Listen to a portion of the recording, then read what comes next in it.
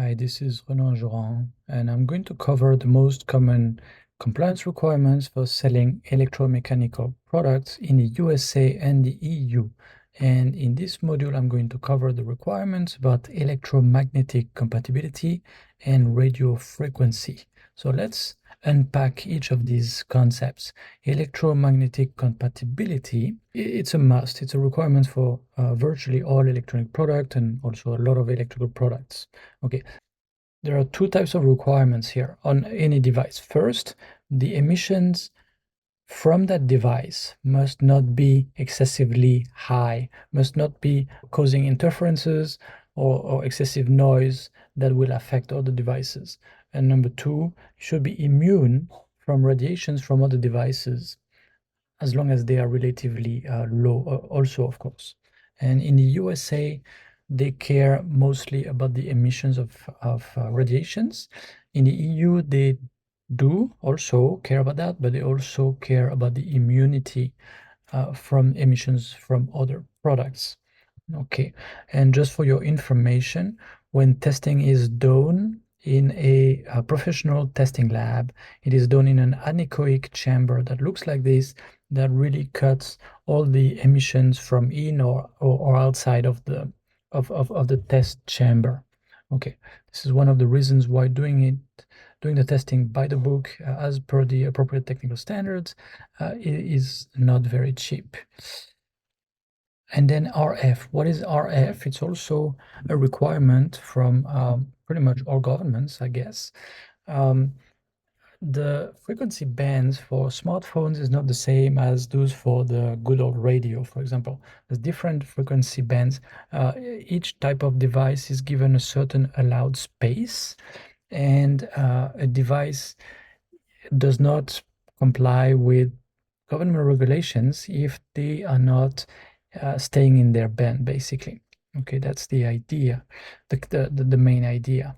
Okay, so let's look at the EU and the UK first. There are two directives, slightly different scope and different types of requirements. One is EMC and one is the RED.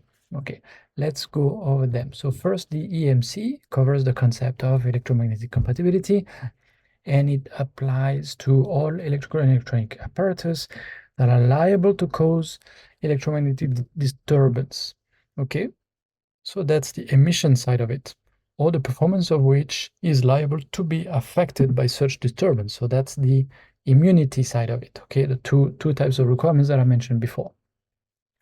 Some certain products are out of the scope. For example, batteries, they have their own regulation specifically for batteries. So it's out of the scope of the EMC, for example. Okay, there are technical standards that go in depth into what exactly are the requirements, how to test for it, what will lead to a pass or a fail, and things like that. I'm not going to cover this. This video is really covering things at sort of a 10,000 feet high view. All right. There are two ways to comply with this directive before you put the product on the market. The most common is to do a self-declaration, and you constitute your technical documentation. The directive is very clear about what they want to see. You do some testing. You put the CE marking on the product, etc. You self-declare that it is okay. And that's it. Or you work with one of the notified bodies. That means one of the laboratories that have been designated as officially providing this type of certification. Okay. So after all that is done, you can put the product on the market. Now, this is the EMC directive. Let's look at the RED directive. And this one, okay, you see the scope.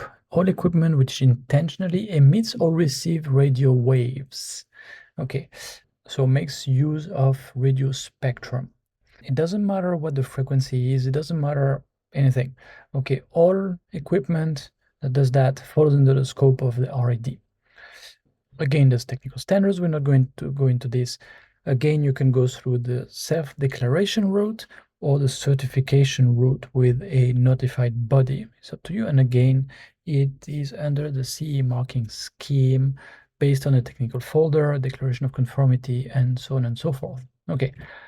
One thing really important about that, about the RED, is that if the RED directive applies, and this is what I tried to represent here with this little drawing, if the RED applies on a product, then that product also falls under the EMC directive and the LVD directive. LVD I covered in the previous module about electrical safety. It means low voltage directive. Okay, so a product, even if it has very low or very high voltage and is out of the scope of the LVD, if you just look at the LVD, if it falls under the scope of the RED, then the requirements of the LVD will also apply. Okay, so be very careful. You need to read that RED directive carefully if your product falls under the scope and if you want to sell your product in the EU or the UK. Okay, before I go into USA, just a very high level view. Okay, the approach is different. It's quite different. So in the USA, they don't have like the EMC kind of regulation and the RF regulation on the other side. Everything is covered under the FCC code 47 CFR. Okay, that's a federal regulations. Okay, Part 15, mostly Part 15 for most products. It's just one set of requirements. In the USA, very low frequency products are not subject to requirements. Okay, we'll talk about that.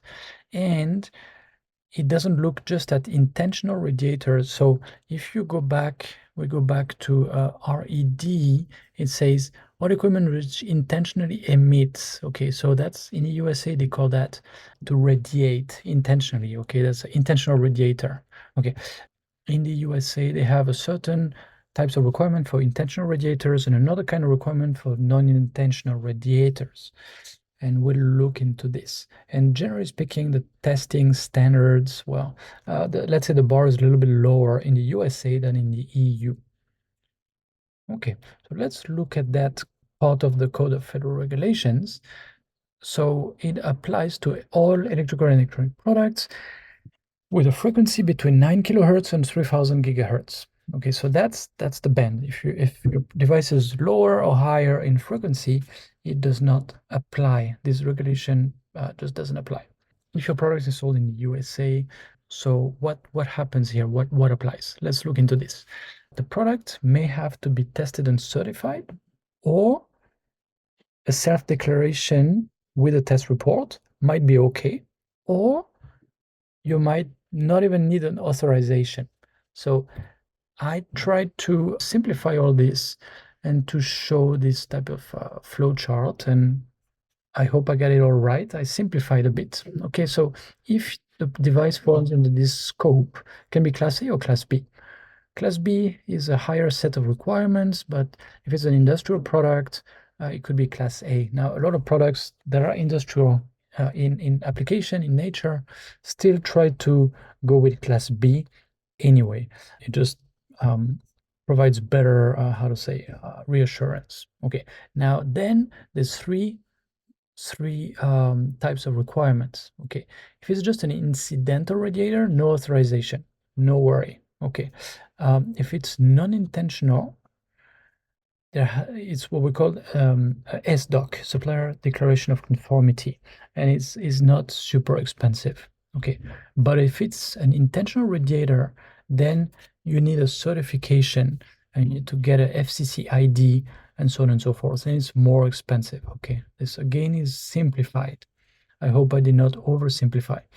So let's look a little bit more into the details. So Class A, Class B, that's what I explained.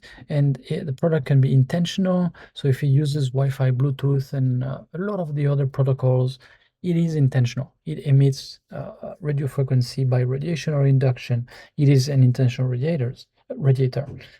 If it generates RF as a byproduct of its activity, like a microcontroller unit, for example, it is a non-intentional radiator. Okay, your electronic device does not have Wi-Fi, Bluetooth, or anything like that.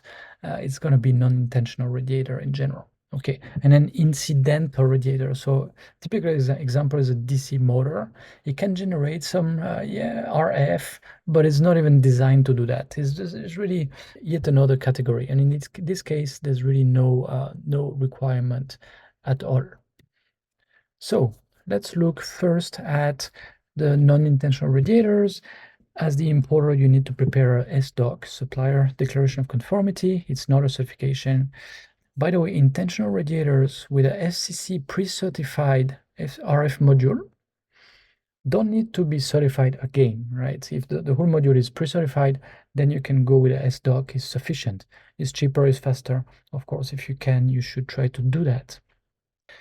Okay, some other notes here.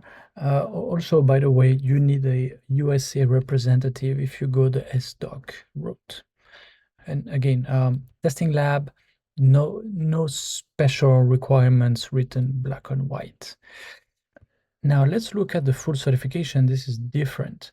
It's for intentional radiators and for products that transmit only.